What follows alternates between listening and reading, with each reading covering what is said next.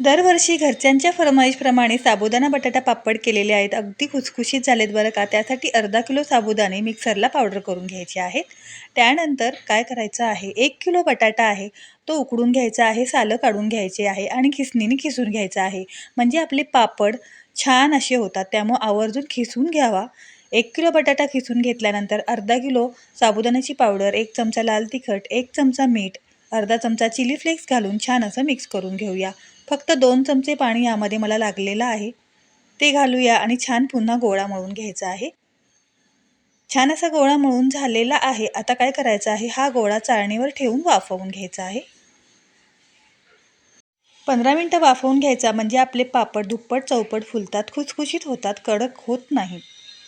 आता काय करायचं आहे, वाफवून झाल्यानंतर एका परातीमध्ये काढून घ्यायचं आहे आणि स्मॅशरने स्मॅश करून घ्यायचं आहे. त्यानंतर एका डब्यात भरून ठेवायचं आहे. गोळे करून घ्यायचे आहेत.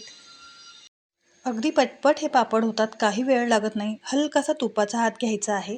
मशीन घेतलेलं आहे. प्लास्टिकच्या पेपरवर एकदाच तूप लावून घ्यायचं आहे. मध्ये गोळी ठेवायची आहे. वर पुन्हा प्लास्टिकचा पेपर आणि पापड करून घ्यायचे आहेत. अगदी पटपट होतात. ज्यांच्याकडे मशीन नाही त्यांच्यासाठी ही ट्रिक सांगणार आहे. प्लेटनी दाबून करायचं आहे. छान असे प्रेस होतात. थोडंसं लाटण्याने लाटून घ्यायचे आहेत. मस्तपैकी साबुदाणा बटाटा पापड तयार होतात. अगदी पटपट होतात. 1 दिवस फॅनखाली सुकवून घेणार आहे आणि 2 दिवसाचं कडकडीत ऊन दाखवणार आहे.